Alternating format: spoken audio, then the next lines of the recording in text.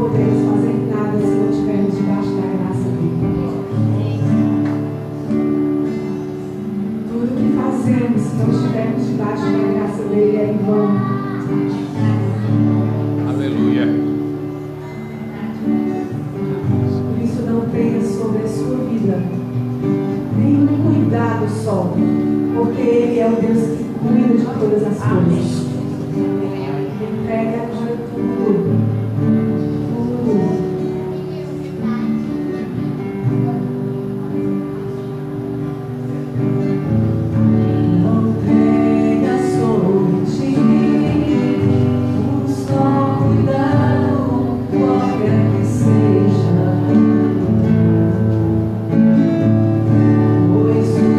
Somente eu seria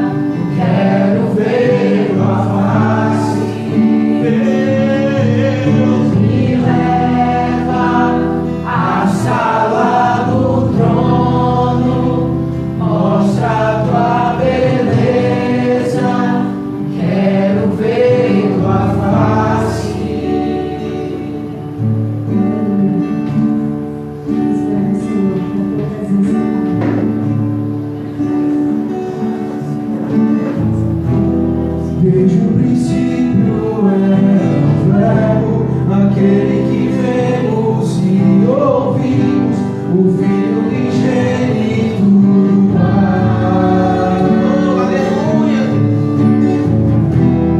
Tu és o meu amado Filho, não meu querer, mas sim o teu, maravilhados nos rendemos. Desde o princípio era o Verbo, aquele que vemos e ouvimos, o Filho unigênito do Pai.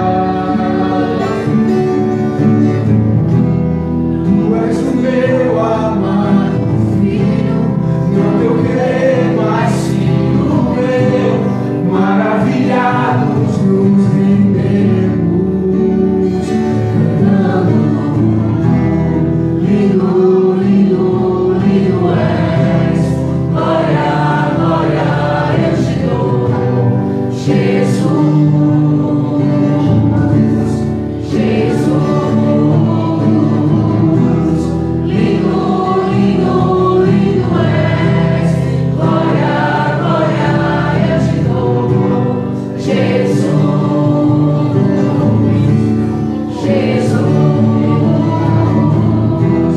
Quem pode crer, quem pode ouvir, o Senhor de todos é o Rei, mesmo desprezado nos amou. O ramo da vida revelou, com suas feridas nos curou, todos os povos se prostrarão, cantando. Lindo, lindo, lindo és, glória, glória eu te dou, Jesus, Jesus. Lindo, lindo, lindo és, glória, glória eu te dou, Jesus.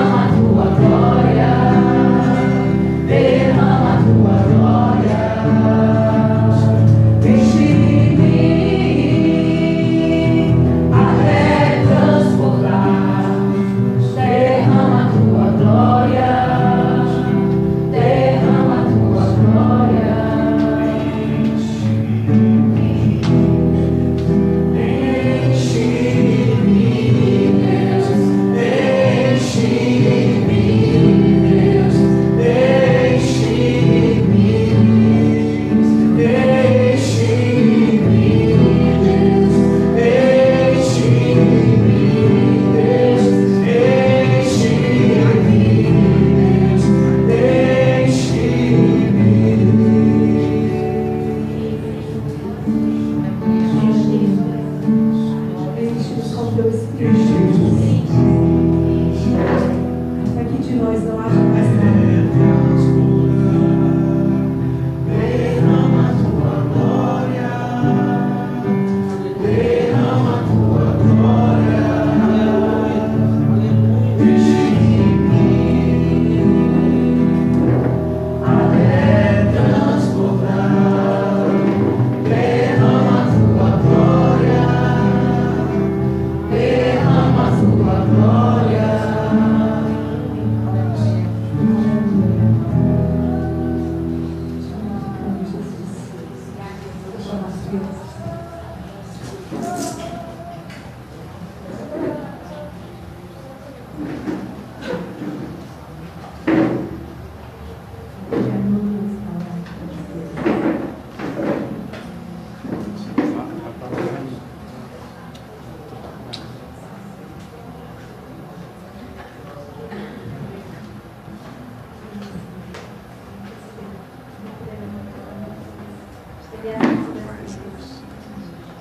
Pai, quero entregar diante de Ti, Senhor, a vida desses pequeninos, Pai. Senhor, abençoa, Pai, que eles jamais, Senhor, venham, Senhor, saiam de teus caminhos. Cobre-nos, Pai, com teu sangue, Senhor, livre do mal, Pai, em nome de Jesus eu te peço, Pai. E que jamais, Senhor, jamais, Deus, ninguém venha roubar a identidade dessas crianças, Pai, que elas venham ser guardadas em Ti, Pai, que elas possam refletir o Teu caráter, Pai. Deus, nós profetizamos hoje à noite sobre a vida desses pequenos, Pai, como pais e mães, Senhor, com toda a autoridade espiritual que Tu nos deste aqui na terra, Pai. Nós profetizamos hoje à noite, Senhor, que aqui, Senhor, nós estamos, Pai, investindo em homens e mulheres de Deus, homens e mulheres de caráter, homens e mulheres, Senhor, temente a Ti, Pai, em nome de Jesus. Guarda o livro de todo mal, Senhor. Abençoa, Senhor, quem vai estar servindo na salinha, Pai. Enche, Senhor, aquela criança ambiente com a tua glória. Em nome de Jesus, Pai.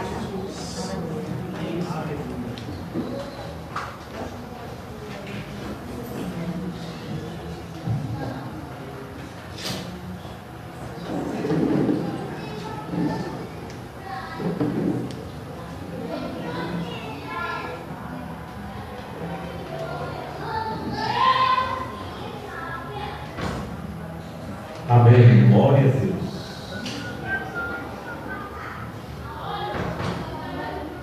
Amados, amanhã a gente vai começar aqui na igreja. A gente vai pintar a salinha das crianças, as duas salinhas, para dar mais conforto a elas, uma beleza maior. Não sei se vocês conhecem, se não conhecem, vão conhecer lá. Tem uma parede preta. É um inferno para dizer, uma escuridão total. A gente vai pintar aquela parede branca, haja luz naquela parede, então nós vamos pintar as duas salinhas lá e essa sala aqui.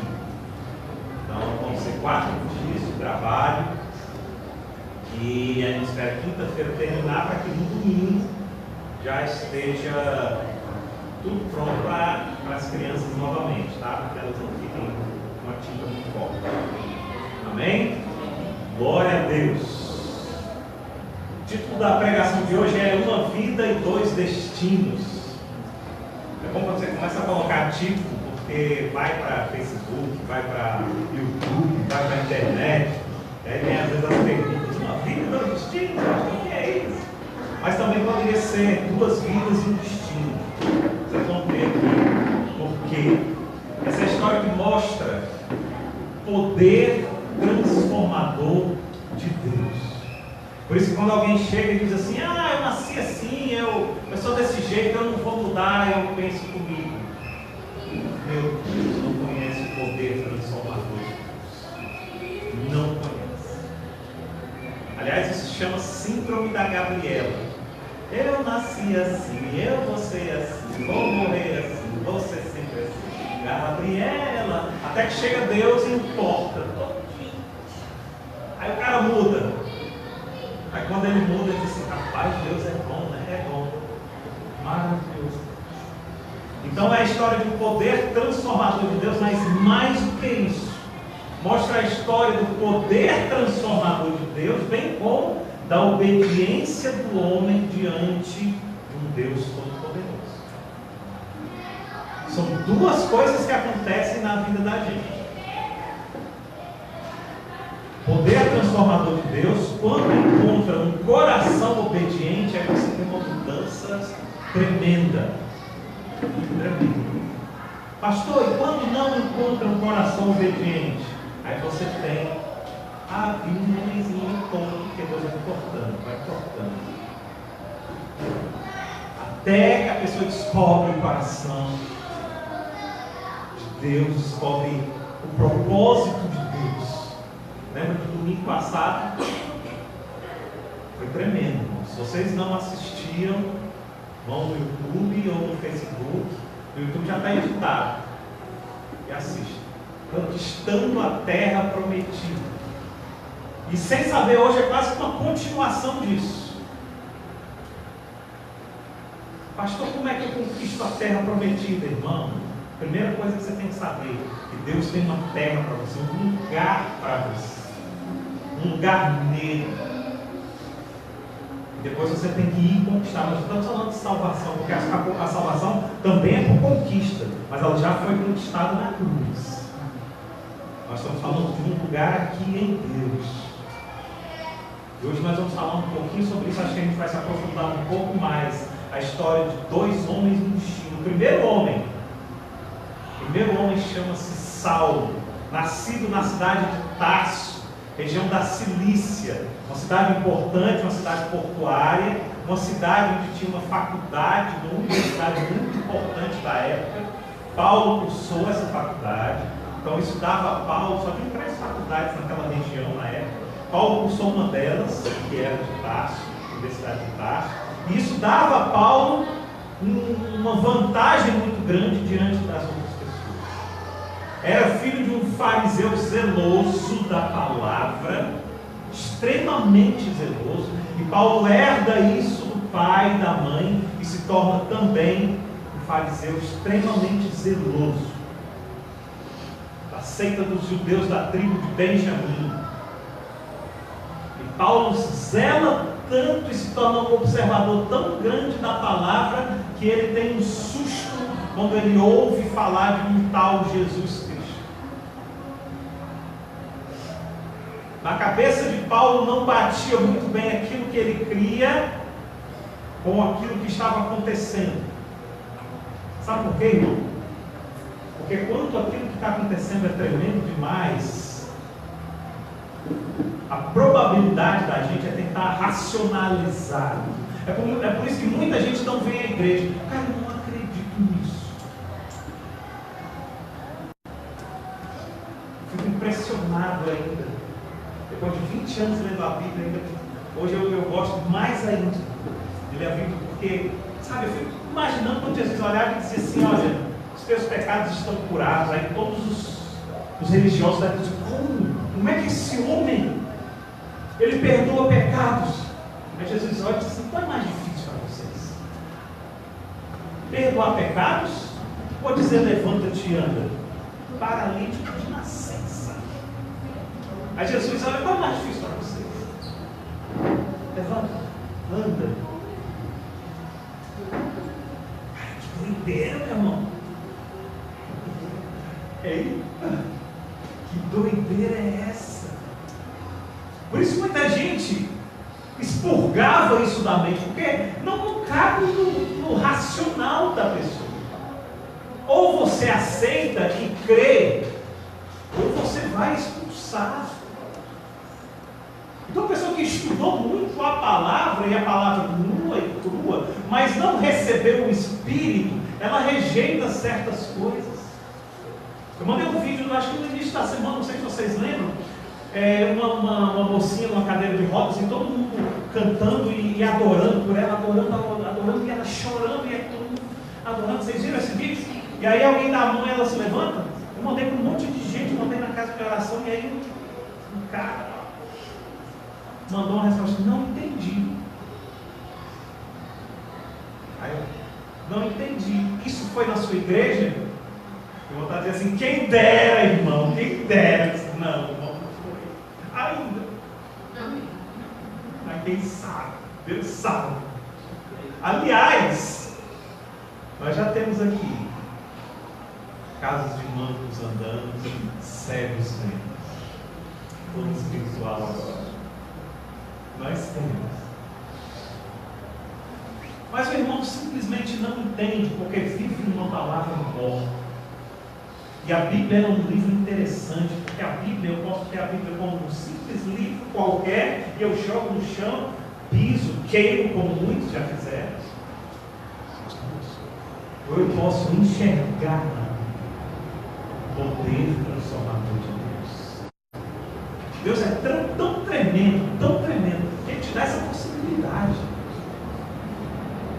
Mas cabe a você enxergar ou não. Está lá. Se você for fazer qualquer curso de filosofia, vai ter uma cadeira lá que vão dizer o seguinte: olha, a verdade não existe. A verdade ela é relativa. O que é verdade em uma cultura pode não ser verdade em outra cultura e vice-versa. Por exemplo, existe uma tribo indígena em que eles vivem em uma área demarcada e que eles precisam ter um número X de índios lá. Porque senão eles começam a passar fome, senão desequilibra. E aí o que acontece? Quando eles chegam mais ou menos esse número, o cacique da tribo diz assim: olha, as próximas 100 crianças que nascerem nós temos que matar. E matam. E para eles isso é muito normal. Em compensação, por viverem uma necessidade, eles não entendem como é que uma pessoa pode deixar comida no prato e não comer aquela comida toda. Nós deixamos comida no prato, mas não matamos as crianças que nascem. Onde está a verdade? Aqui ou lá? E aí, nesse curso de filosofia, que se alguém um dia fizer, ou já fez, vai ver, eu fiz e vi exatamente isso, o professor diz: então onde está a verdade? A verdade é relativizada. Dizem que nos iglus, aqueles povos lá, quando você chega lá visitando, o cara oferece a esposa dele para você passar a primeira noite. Isso é sinônimo de hospitalidade. Nós aqui não fazemos isso. Aonde está a verdade? E quando eu estava nessa cadeira, exatamente, a professora falou: onde está a verdade? Eu quase que não queria, mas acabou subindo. Diga, aluno, onde está a verdade? Disse: professor, eu creio que há uma verdade. Eu creio nessa verdade. Aonde? Eu disse: uma vez um homem disse: eu sou o caminho, a verdade e a vida. Ainda que a verdade hoje seja vista pela ótica das culturas, existe sim uma verdade. O fato das culturas não olharem mais a verdade nua e crua não exclui a verdade da existência dela. A verdade existe, professor. As culturas é que estão olhando cada uma com as suas lentes, com seus graus, umas míopes, outras com astigmatismo, outras são cegas, mas a verdade existe. Acabou a aula. Vai ter vontade de matar, ou então dar uma facada. Mas existe a verdade. Sabe qual é o problema? Os óculos que a gente usa para a vida. Geralmente são óculos da comodidade. Aqui eu aceito. Quando você está sofrendo, que você recebe uma verdade, Deus é refrigério. Você, opa, esse óculos eu visto. Quando você está na tribulação, que Deus diz: eu sou consolo, você diz: opa, essa verdade eu visto. Mas quando Deus diz assim: a minha ira virá sobre aquele que não obedecer a minha palavra, você diz assim: opa, isso aqui eu não visto. Mas isso não exclui a verdade. A verdade está lá. Então, nesse cenário nós temos Saulo, um homem que detinha a verdade vista pelas suas próprias lentes, vista pelos seus próprios olhos. Abra sua Bíblia em Atos capítulo 8.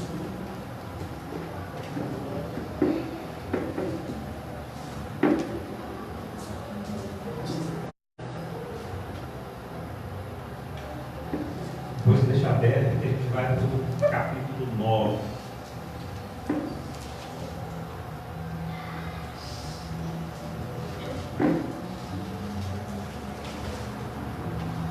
Atos capítulo 8, versículos de 1 a 3, diz o seguinte: naquela ocasião, desencadeou-se grande perseguição contra a igreja em Jerusalém. Todos, exceto os apóstolos, foram dispersos pelas regiões da Judéia e de Samaria.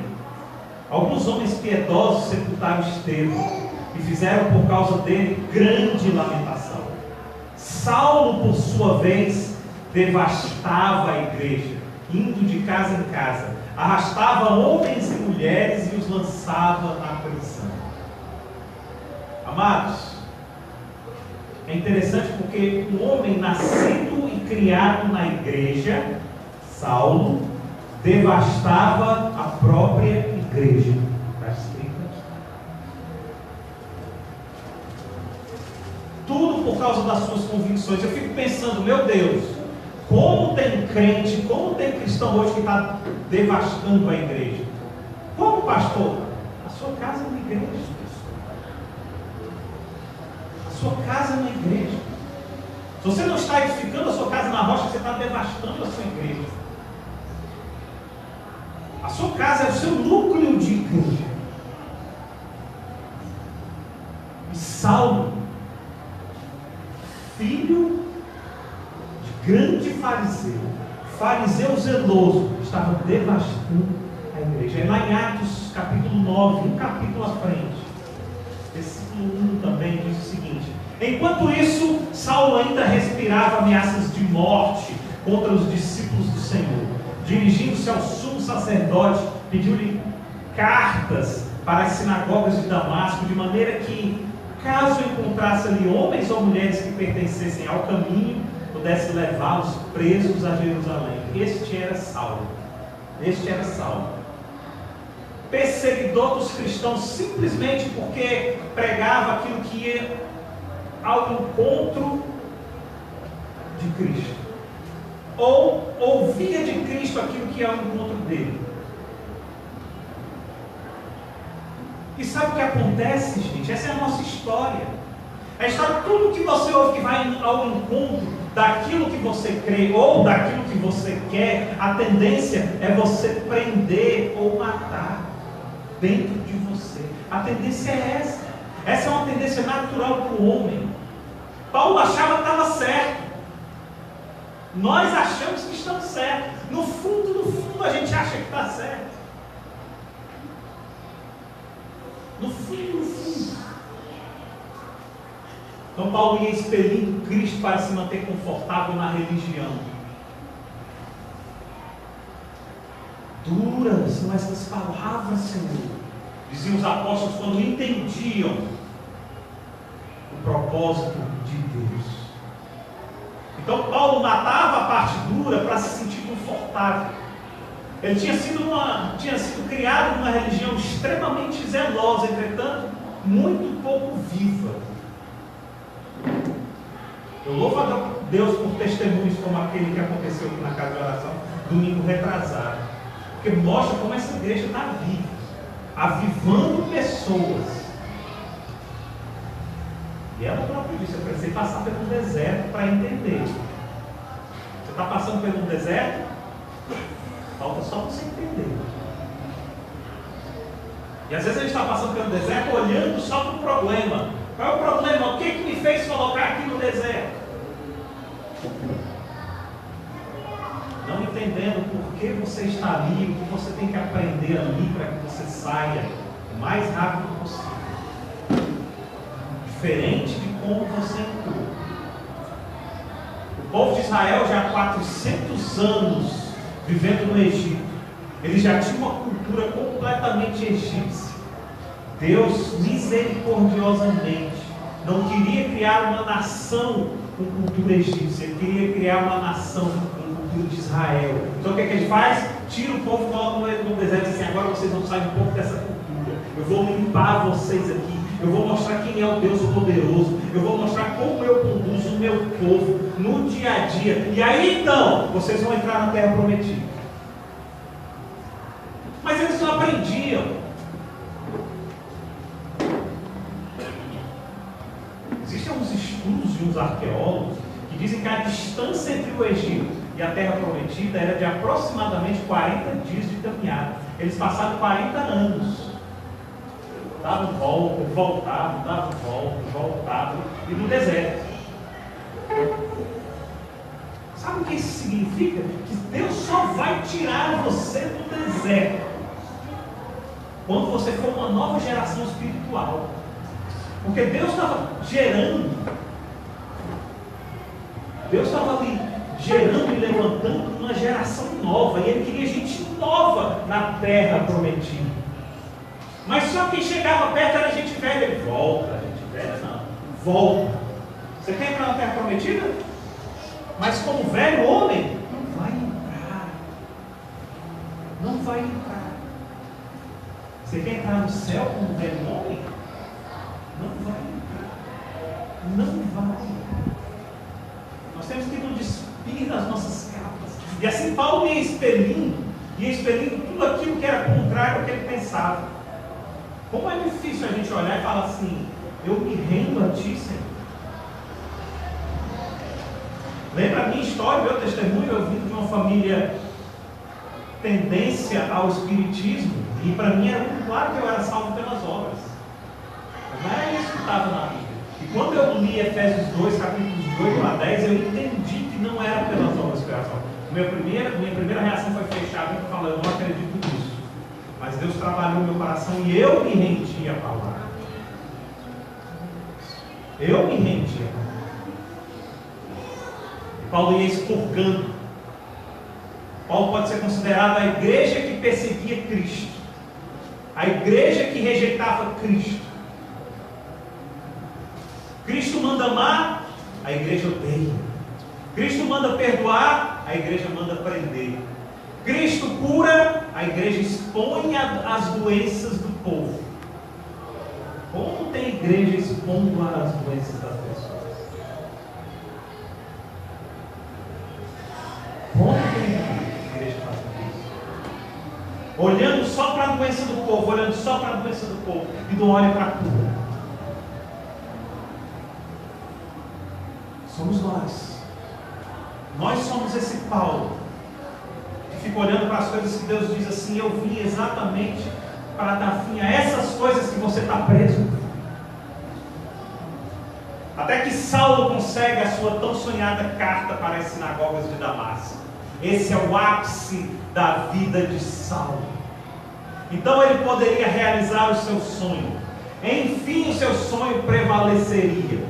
Ele iria nas sinagogas de Damasco e iria prender aquilo que estava contra os seus pensamentos, contra os seus ideais, contra o seu propósito.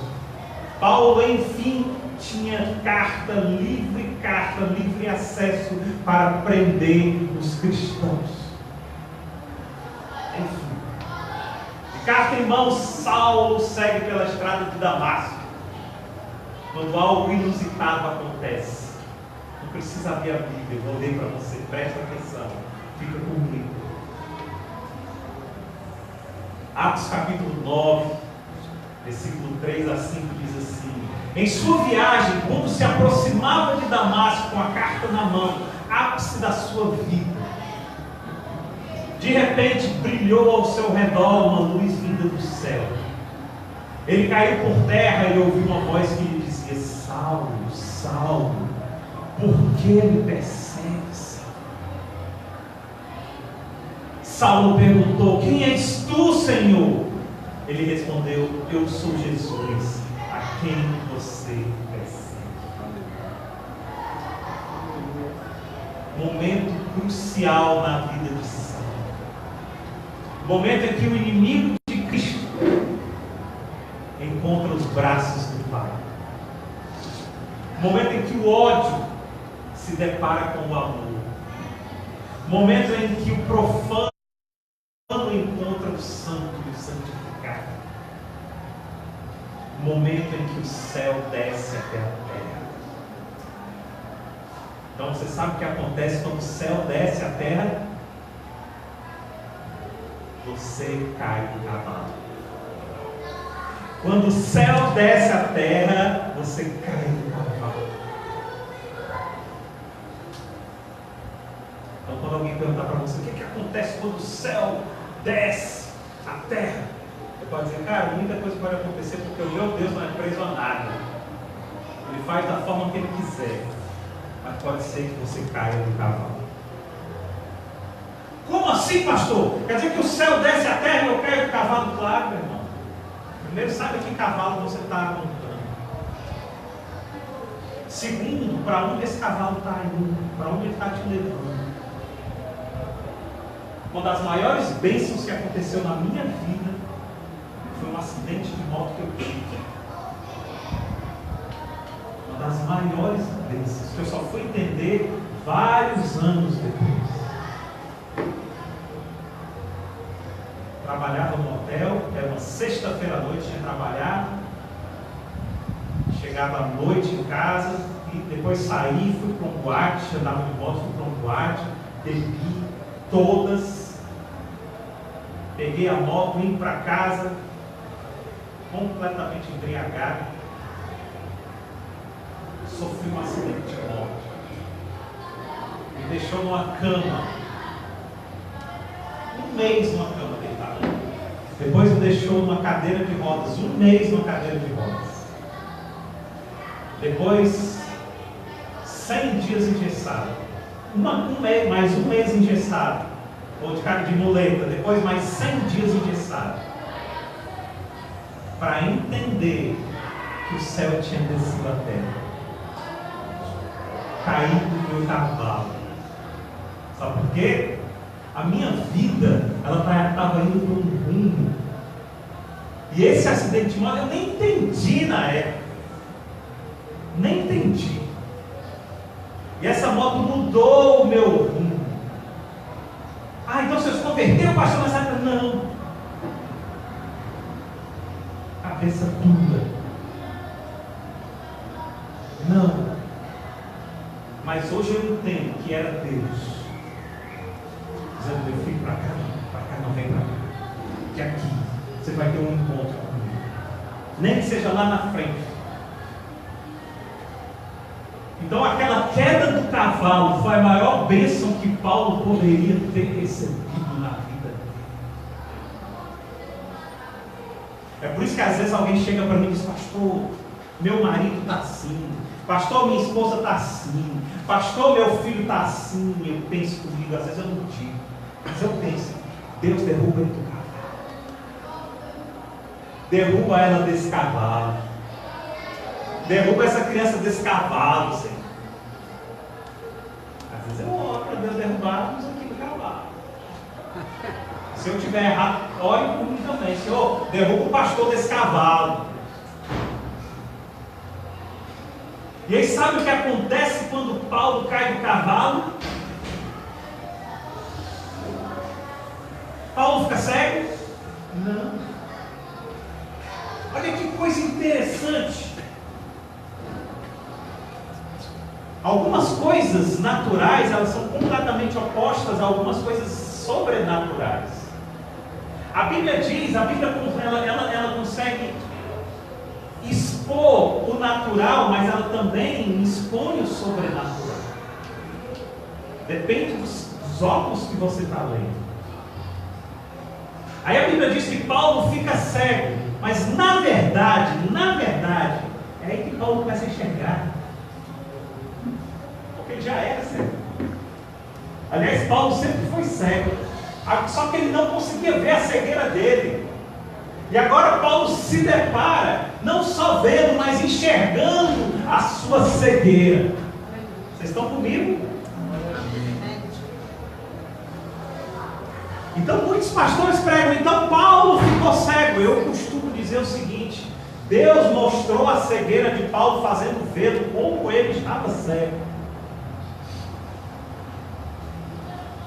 Por isso tem muita gente que acha que foi um castigo de Deus. Não, foi uma bênção. Algumas coisas a gente precisa aprender a ver pelo espiritual, senão a gente não vai entender na Bíblia. Adão e Eva comem da maçã, e aí Deus vai e retira eles do paraíso. Castigo? Não. Cuidado. Porque se eles ficassem no paraíso, eles iam agora como pecadores, porque com certeza morrerás. Essa é a palavra. E a palavra de Deus não muda. Então o que ia acontecer? Esse morrerás significa pecado. O salário do pecado é a morte. E aí eles iam ser pecadores eternos. Porque eles iam continuar no jardim do Éden comendo da árvore da vida eterna. Porque da árvore da vida eterna eles comiam. Eles eram proibidos de comer da árvore do conhecimento do bem e do mal. Então Deus afasta eles do paraíso, para quê? Para que eles não comam mais da árvore da vida eterna e não sejam pecadores eternos. E sabe para onde vai o pecador eterno? Então, sabe não? Para o inferno. Vamos lá, você precisa voltar para essa linha lá. Quando eu tive isso para o inferno, aí vocês completam inferno. E aí sabe o que Deus faz? Deus aqui está começando um plano para salvar eles do inferno. Primeira coisa, tirar eles do jardim. E depois que tira eles do jardim, agora começa o plano da vida de Cristo para recuperar a vida eterna deixada lá no jardim do Éden. Quando a gente começa a perceber essas coisas, aí você começa a dizer assim: que Deus maravilhoso é esse que eu tenho. E quando você começa a perceber essas coisas, você diz assim: Deus, agora eu começo a enxergar que eu estou cego. E aí ninguém precisa dizer assim: cara, cai o cavalo, você disse, eu me derruba. Aliás, o certo seria você descer do cavalo. Mas se você não tem forças para descer do cavalo, pode ter certeza, se for alguém daqui, nós estamos orando para Deus te derrubar. Nós vamos orar para Deus te derrubar. Por amor a você. Viu? Amém? Amém. Quarta-feira aqui, pense na oração poderosa que tem aqui na quarta-feira. Se eu derrubei do cavalo. Derrubei do cavalo. E assim é a salva. Assim é a salva. Saulo não ficou cego depois que caiu do cavalo. Pelo contrário, ele começa a enxergar a sua cegueira espiritual. E essa foi a primeira história. História do primeiro homem chamado Saulo. E aqui aí começa a história do segundo homem. Homem chamado Paulo. Dois homens completamente diferentes. Completamente diferentes. Paulo, após começar a perceber que estava cego, Deus coloca um homem de Deus para cuidar dele, chamado Ananias. E Ananias ora por ele, e a Bíblia diz que as escamas caem, e finalmente Paulo volta a enxergar. Agora você tem um homem novo, restaurado, cheio da misericórdia de Deus e perdoado por Deus. Que maravilha! Se nós aprendêssemos isso, cada pecador que entrasse aqui, a gente agia como Jesus. A gente descia ele do cavalo. Está certo que foi preciso uma rasteira maior para Paulo. A gente descia ele do cavalo, mostrava que ele estava cego e conduzia ele como Ananias.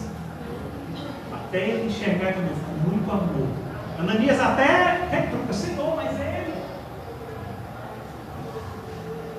Então agora Deus abre os olhos de Paulo e enfim Paulo percebe que havia um propósito. Lembra do domingo passado?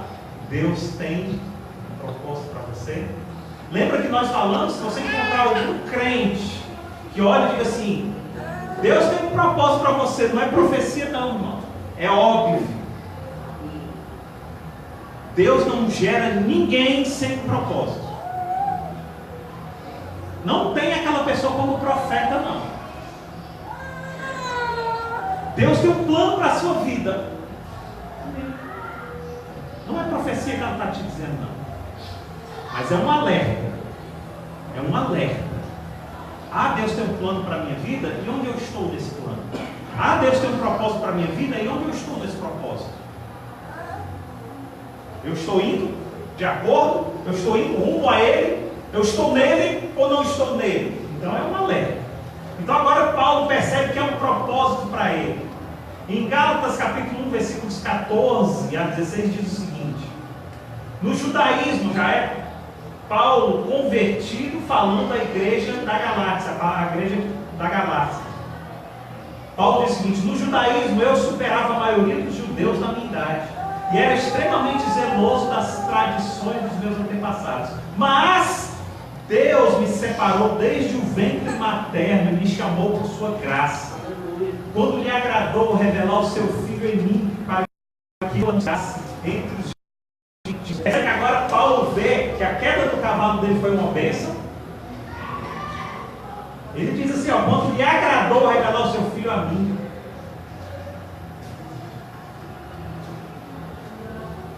Deus, ele diz, mas Deus me separou desde o ventre da minha mãe. Agora Paulo estava enxergando. Paulo sabia que existia um propósito. Paulo sabia que existia aquilo que a gente pregou no domingo passado. Um lugar preparado por Deus para Paulo estar. Não é à toa que a gente canta aqui, é aqui que eu me sinto muito bem.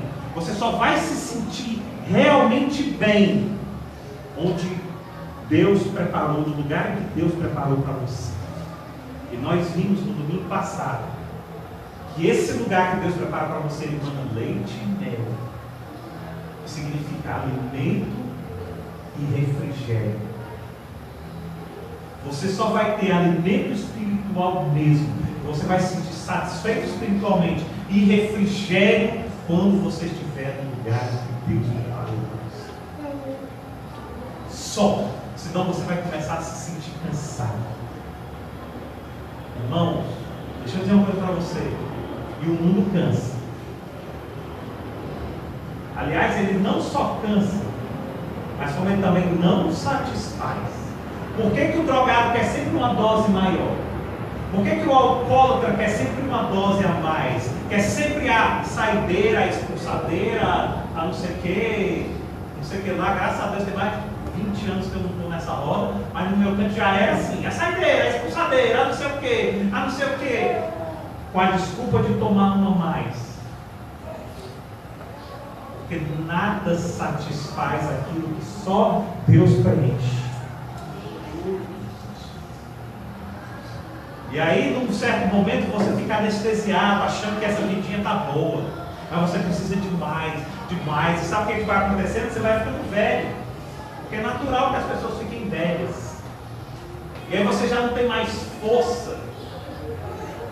As suas forças vão se esvaindo e você não tem mais forças para ter o mesmo prazer que você tinha.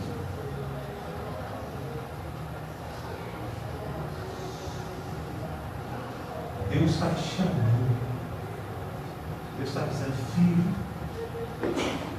eu vou te levar. Se você não descer do cavalo, eu vou te levar. Você tem dois destinos à sua frente. Quem viu aqui a chamada? Um homem, um caminho de fogo e um caminho. Você tem dois destinos à sua frente. Um para o propósito e o outro para longe dele. Para onde você está andando? Para onde você está andando? Paulo podia se considerar naquela época o crente dos crentes. Paulo podia se considerar naquela época que não existia esse termo, mas o cristão da época. Paulo era de dentro da igreja, nascido e criado na igreja, pelo menos a segunda geração, que é o que a Bíblia diz. Não falo do avô dele.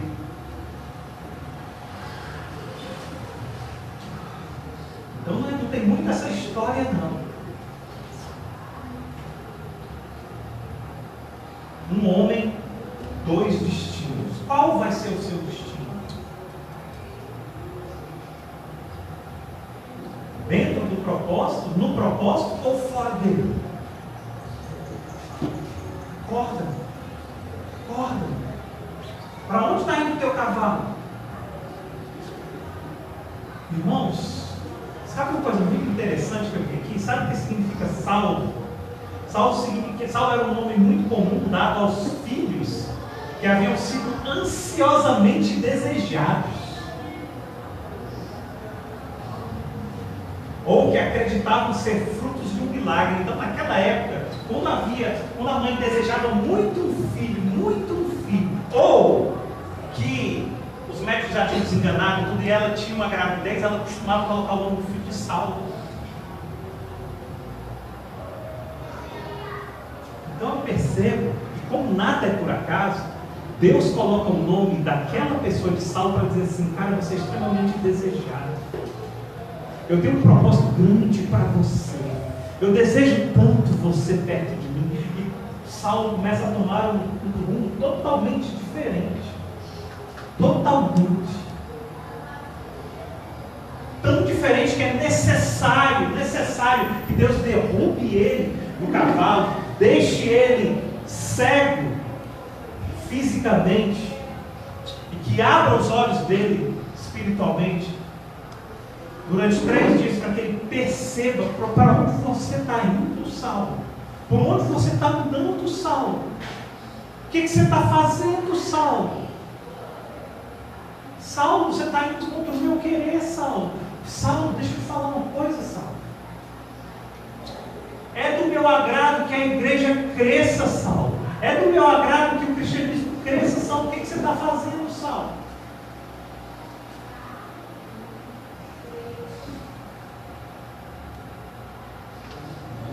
Deus, quem és tu, Senhor? Eu sou Jesus a quem tu persegues. Para muitos de nós caberia isso, ou talvez assim: eu sou Jesus a quem tu negas. Eu sou Jesus a quem tu dizes que conheces. Olha, deixa eu dizer algo para vocês refletirem. A pior pessoa para ser evangelizada é aquela que conhece o Evangelho. Tente evangelizar uma pessoa que conhece o Evangelho. É difícil. Tente evangelizar uma pessoa que já esteve dentro da igreja. É difícil. É muito melhor você evangelizar um cara que nunca ouviu falar. Porque ele olha e diz: cara, é mesmo? Cara, eu não sabia. O desviado não. E como tem crente desviado? O desviado diz: conheço. Aí você fala outra coisa e diz: eu sei.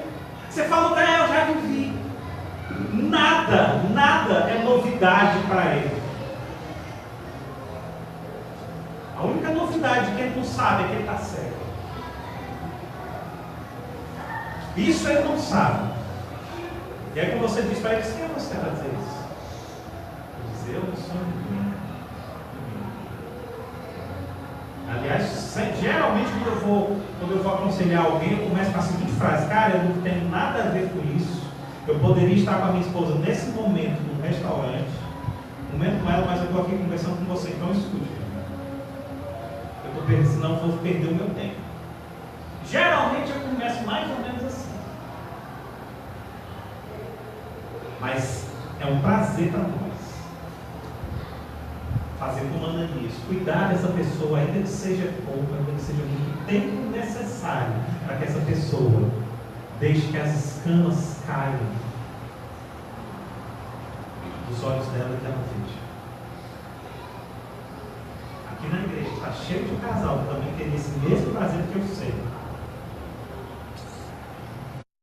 Cuidar de casais que precisam disso. Agora tem muito casal, por causa da misericórdia de Deus, tem muita gente, homens e mulheres, por causa da misericórdia de Deus, ainda não caíram no cavalo e ainda nem se tomam.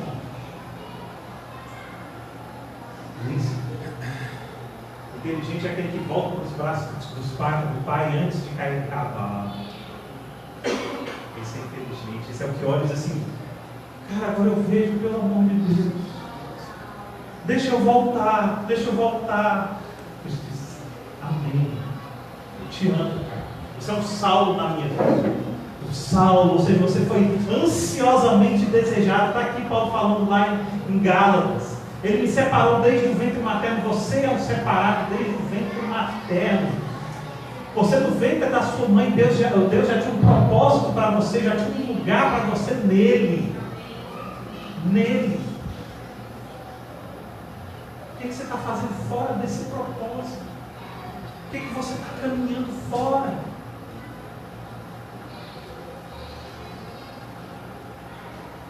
Outra prova de que Deus tem propósito para Paulo está lá em Atos capítulo 9, versículos 10 a 15, que diz assim: em Damasco havia um discípulo chamado Ananias.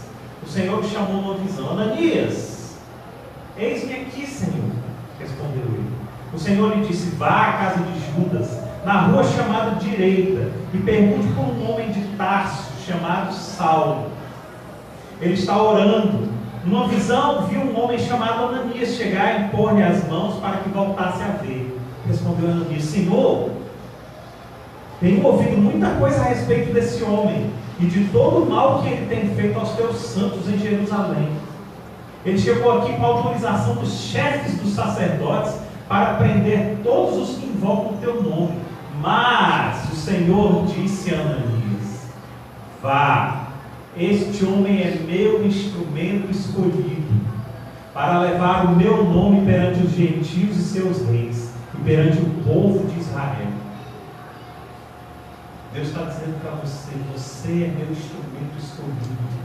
Eu poderia ter escolhido qualquer outra coisa, mas eu escolhi você, para que você vá e leve luz aos gentios, leve luz aonde está a escuridão. Mas Senhor, fulano, é ele, Ananias, é ele, Ananias. Vá. Amém. Você é um instrumento escolhido por Deus, onde quer que você esteja. Você pode estar no mais distante dele, continue dizendo: quem é você? Você é um escolhido dele.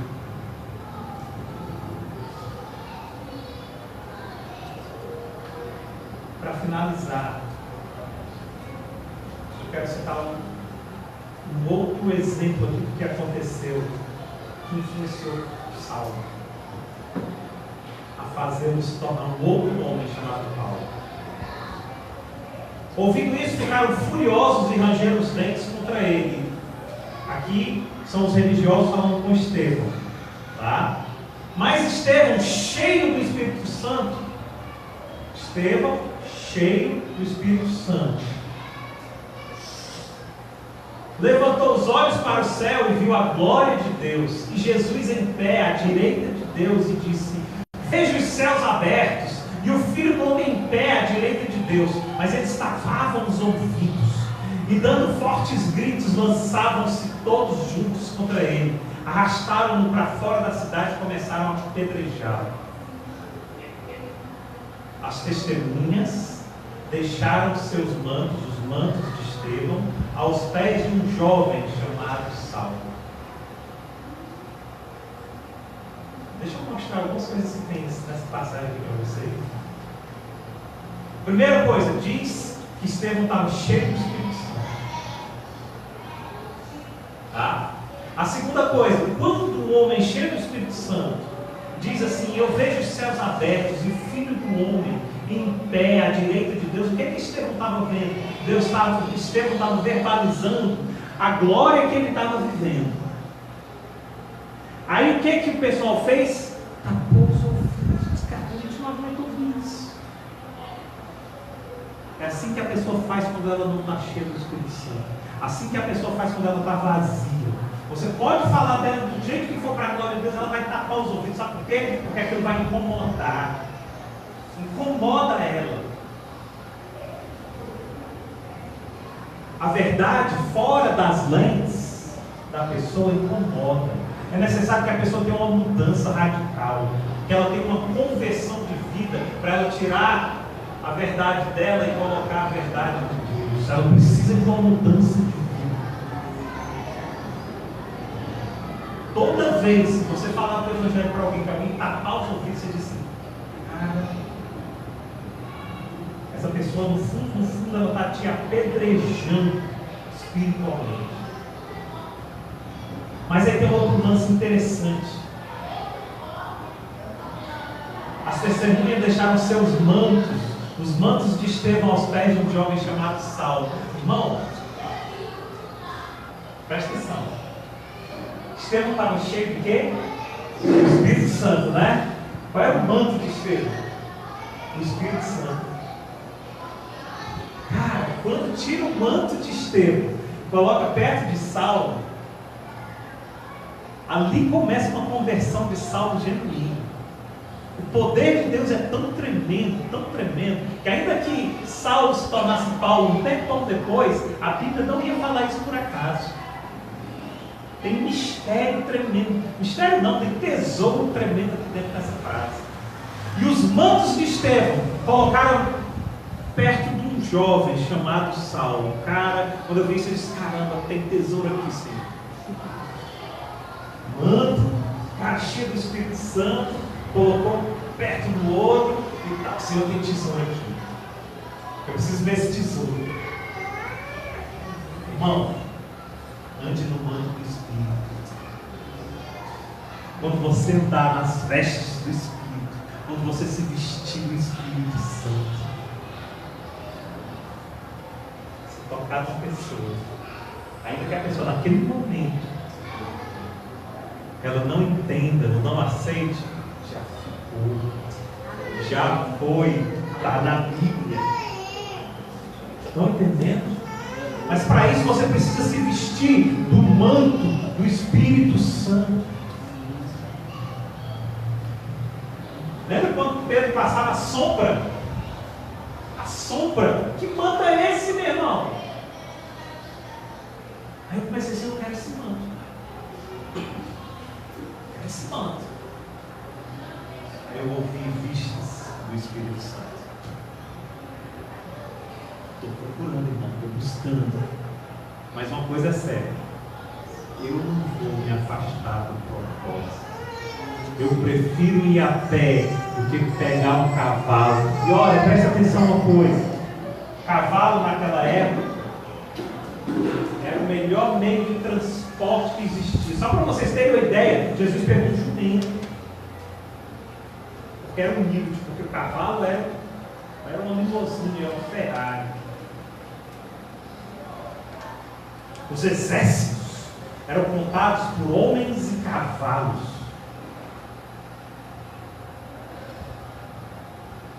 Mas eu prefiro ir andando. Aliás, eu prefiro andar de joelhos do que montar no cavalo errado. Cuidado em que cavalo você está montando. Porque quando o céu desce à terra, ele te derruba do cavalo para te fazer um novo homem. Sabe o que aconteceu com aquele velho Saulo que se transformou em Paulo? Praticamente 50% do Novo Testamento foi escrito por ele. 13 livros ele deixou registrados na Bíblia. Considerado o maior evangelista depois de Jesus. Esse era Paulo. Eu quero dizer algo para você. Eu não sei se você está com Saulo, com Paulo hoje, mas Deus te quer Paulo. Ainda que você esteja no ápice, ainda que você tenha acabado de receber a sua carta, seja lá o que for, carta de alforria do casamento, porque você não aguenta mais estar casado, carta do que quer que seja. Saulo estava com essa carta na mão, o ápice, o auge da sua vida. Você está vivendo o auge da sua vida. A casa de oração ela é uma casa predominantemente jovem. Eu acho que eu sou mais velho aqui. Aproveite a sua juventude. No propósito. Você vai ver que Deus tem uma terra prometida, um manancial que manda leite e mel. É lá onde você vai ter alimento e refrigério. Paulo se tornou aquele homem que todos nós conhecemos. Que tipo de homem você quer se transformar? Que tipo de homem? Como você acha que você vai entrar na história do livro da vida? Como você tem cuidado da sua igreja primária? Como você tem cuidado do seu núcleo de igreja, a sua casa? Como você tem cuidado, o que você tem feito com aqueles que Deus colocou no seu caminho, para que você seja sal e luz?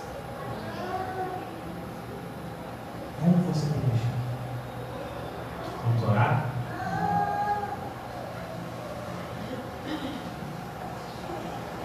Pai, nos perdoa. Vem com a tua misericórdia nesse lugar, derrubando, Senhor, qualquer tipo de cavalo que não leve ao propósito, nos fazendo enxergar o quanto estamos cegos. Oh Senhor, vem, Pai, com a tua graça, nos transforma de Saulo para Paulo, nos ergue um novo homem, uma nova mulher, uma nova criatura em ti, Pai. Nos tira, Senhor, Pai, do caminho errado para o caminho que tu tem para nós, Pai. Nos faz ver, Senhor, a tua luz, Senhor, para que a tua luz, Senhor, aponte para a nossa cegueira e denuncie a nossa cegueira, Pai, para nós mesmos. Oh, Senhor. E depois disso, Senhor, levanta Ananias, Pai, para que cuide de nós. Oh, Deus. Nós não queremos mais andar em caminhos, Pai, que não sejam os teus, Pai. Oh, Deus. Quantas bênçãos desperdiçadas. Oh, Senhor. Quantas famílias sendo destroçadas simplesmente por falta de propósito, falta de vivência, não de conhecimento, mas de vivência da palavra. Oh Senhor, tem misericórdia de nós. Senhor, honra o teu nome, honra o teu nome. Se você tem se sentido distante, se você sente no seu coração que o seu cavalo está te levando não para o propósito do Pai, mas para o propósito dos outros que não sejam dele, venha até aqui, nós queremos orar por você antes que Deus te derrube do cavalo. Nós queremos orar para que Deus te conduza novamente para o caminho do propósito. Vem para cá, nós queremos honrar e Deus. Nós queremos orar e Deus vai honrar você. Deus vai te honrar. Em nome de Jesus. Em nome de Jesus. Aleluia. Aleluia. Aleluia. Em nome de Jesus.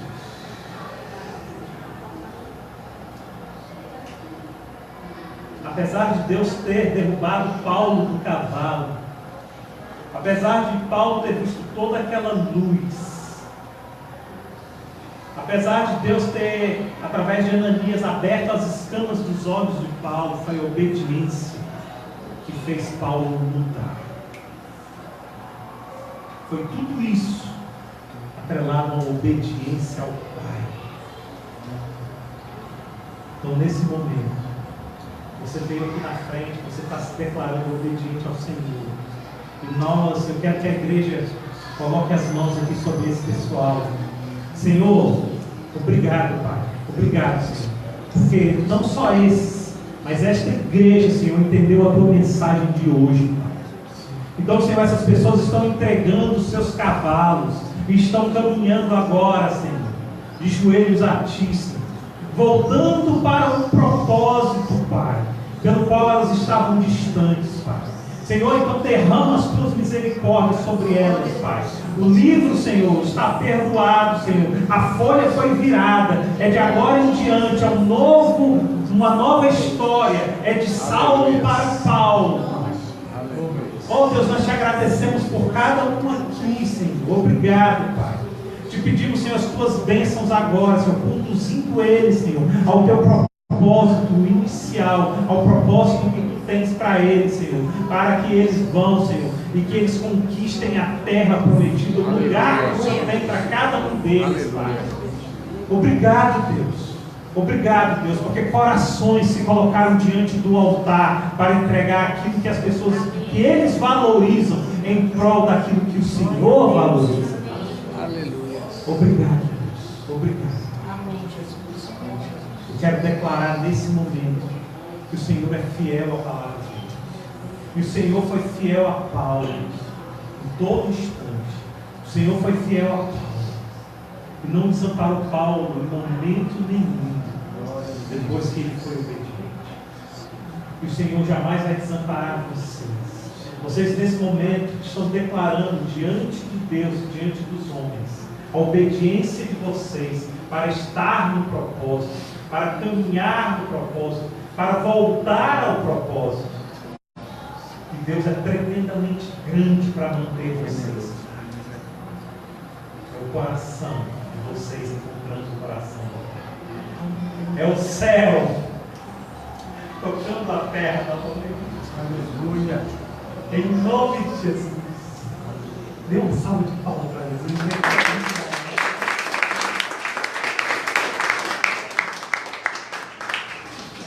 Aleluia.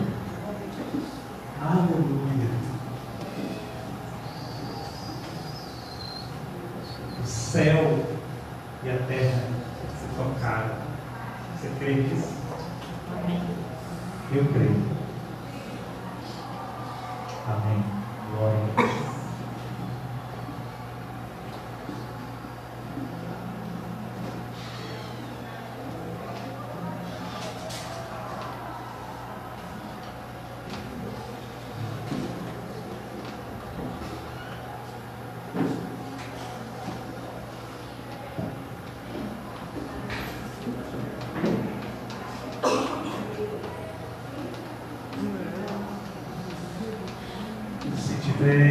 Nesse meio tempo, se tiver perdão para ser perdoado, para ser ministrado, não deixe de passar.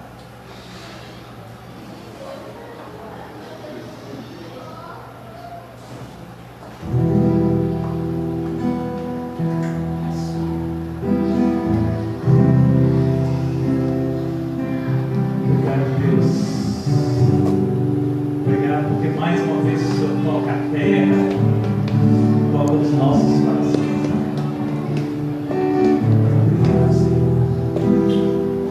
Obrigado,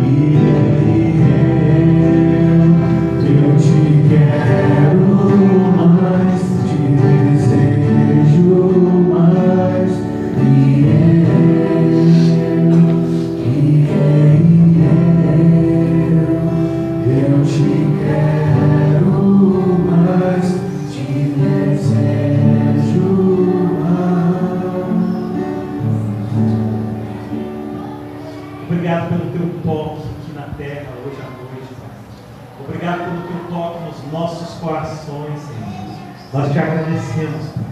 Louvamos o teu nome, Senhor. O Senhor sempre será bem-vindo neste lugar, Senhor. Obrigado, Senhor. Senhor, honra, Pai. Honra o teu nome na vida dessas pessoas que vieram aqui à frente. Entregaram, Senhor, desmontaram os seus cavalos, Senhor, para voltar, Senhor, a seguir o caminho do propósito. Obrigado, Senhor. Obrigado pelo teu manto de glória derramado aqui neste local hoje. Nós te agradecemos, Senhor. Senhor, nos leve em paz, nos leve em segurança, no nome de Jesus. Amém. Amados, lembrando que hoje tem lanche gostoso, lanche da Elvin do Mar.